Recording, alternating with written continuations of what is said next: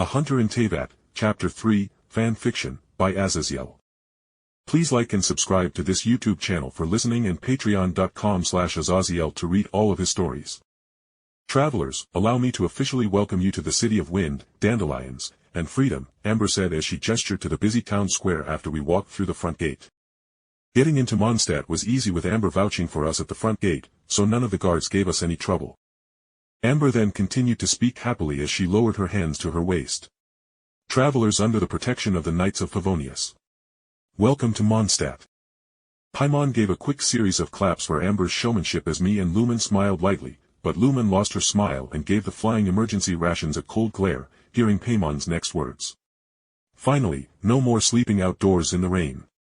I would be dead if Lumen's skirt wasn't waterproof, and I could hide under it.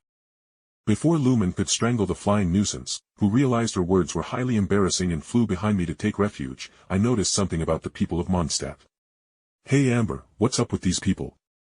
I've seen more motivation at some funerals. There was a palpable depression hanging over all these people's heads, and it was obvious that despite how bustling the town square was, not all the people were communicating with one another and were instead rushing to and from their goals. Amber couldn't help sighing as she explained. Well, with storm terror's rampages, the city is depressed with a literal angry dragon hanging over our heads. Thankfully, storm terror hasn't killed anyone yet, but every time he swings by and kicks up a storm, he tends to destroy some boats, caravans, and a number of people who don't secure themselves get hurt. Dvalin could easily turn Mondstadt city into nothing but rubble in a couple of minutes if he wanted to, with being able to create massive tornadoes as well as shooting a large quantity of lasers, so it's good to hear he hasn't gone completely off his rocker yet. Amber then went on to say how she believed with the acting Grand Master of the Knights of Favonius, G.N. was around, then everything would be fine. My face twitched at the thought of Jean attempting to basically solo Dvalin, and I knew that wouldn't work, and funny enough, I had a feeling, Klee, if given enough time and materials, would be the only one to be able to kill Dvalin with her. Extreme appreciation for bombs. So is Jean really strong? Paimon asked excitedly, and Amber proudly nodded in response. Maybe she can help me find my brother, Lumen muttered aloud as she spaced out, and I kinda agreed as powerful people were the people you wanted to approach if you and your sibling were also powerful people and had gotten separated. Because people like to keep track of their peers. Well, anyway, before I take you to the Knights headquarters and show you around Mondstadt, I have a reward for helping me and welcoming you both to Mondstadt, Amber said cheerfully and then handed Lumen 2 more coins, each one shining heavily. Woo! 20,000 mora, we are going to eat so much tonight. Paimon cheered. Amber then turned to me and paused a moment before she untied a pouch off the side of her shorts and gently handed it to me. Jake, I noticed you don't have a space-expanded pouch, and although this one doesn't have time-altering or preserving magics on it, it will still be a lot of use to you.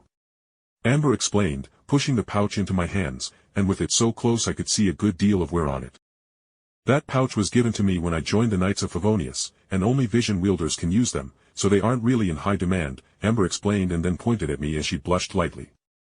Jake, you said you may join the Knights of Favonius, so just call that an early gift. Now come on, let me show you all around. She yelled and took Lumen's and my arms in her hands and promptly dragged us off, leaving Paimon in our dust. A minute later, as we dodged around some people, we were all basically physically assaulted and battered by this cloying scent of roasted honey-glazed meat. Ugh. Me, Lumen, and Paimon groaned, holding our poor bellies at the heavenly scent. Hee hee. Well, I guess I can treat you all to some sticky honey roast.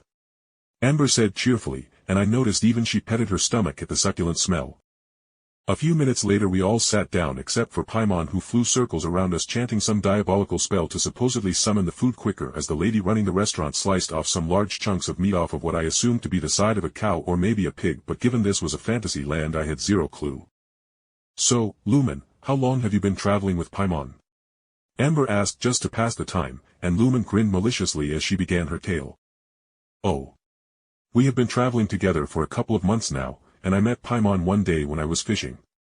Just as I pulled up a fish, I also caught a wild Paimon who was gnawing on the poor fish's tail fin as she was so starved. Paimon wasn't chewing on some fish's tail. Paimon said vehemently, stamping her feet. Amber and I, on the other hand, gave Paimon a judging look as we considered how flighty and weird the flying creature was, and we both came to a unanimous thought. She definitely was chewing on a raw fish. Finally, we were given our food, and I saw the horror that was Paimon eating.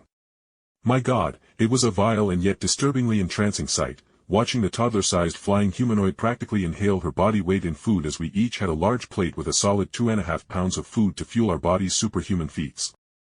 How do you eat so much if you don't even walk around? Amber cried out as she tearfully paid for our meal, and I mentally swore to replay her as soon as I got some jobs in or just broke into some of the chests that littered Teyvat. After that, Amber showed us around Mondstadt, taking us to the blacksmith, the stores of note, and, more importantly, got us registered at the Adventurers Guild. Sadly, the mythical Catherine, according to the lady working at the register, was busy lately talking to some of the higher-ranking adventurers in the back, so I couldn't meet her. You guys look around a bit more, I need to go report to the Knights headquarters and grab a couple of things. Meet me at the church's statue. Amber yelled as she ran off. Wait, we don't even know where the church is. Paimon yelled and then pouted as Amber didn't seem to hear her as she basically sprinted up the steps towards the back half of the city and was soon out of sight. Although from this angle the Church of Barbados wasn't within our view, if you were anywhere in the surrounding lands of Mondstadt and you could see the city, you would easily be able to notice the largest structure within the island city. Paimon, it's at the top of the hill, I said, pointing in the direction Amber went in, and then I turned to Lumen. Lumen, how about we just go to the temple and wait for Amber, that way we can go with her to the Knights headquarters later on. Unspoken was how awkward it would be if we just walked over to Knights headquarters, only for them to deny us entry, or even if we got inside, we still wouldn't know where to go. Alright. That sounds like the better plan than Paimon's. Lumen agreed, and we both began walking up in the same direction Amber took off on. Paimon hasn't even shared her plan yet. Paimon cried out, making some of the surrounding people stare at her in confusion. If it involved going to sleep immediately or picking up food, I don't want to hear it. Lumen replied coolly. Herc. Paimon choked and staggered while flying. How did you know I wanted us to restock up on food and just go take a nap at an inn? Lumen rolled her eyes, not answering, and I answered with a wry smile. Paimon, I have known you all of like a couple of hours, and I can tell you are no different from a baby who just eats, sleeps, and makes noise for attention. Lumen had to grab my arm as she bent over, breaking into hysterical giggles, and Paimon made a war cry as she flew over my face, swinging her arms in circles like a windmill. Take this, you giant meanie. I stopped the flying creature simply by pushing a finger gently into her stomach and couldn't help but speak. Whoa. She is squishy like a baby too. I wonder if her cheeks are pinchable like a baby. No. Mercy, Lumen, save me. As my fiendish claws descended upon Paimon's soft and squishy face, Lumen snorted and pulled my arm away from Paimon. Alright, let's get going. After we meet with the Knights, I plan on getting a hot bath or shower at an inn.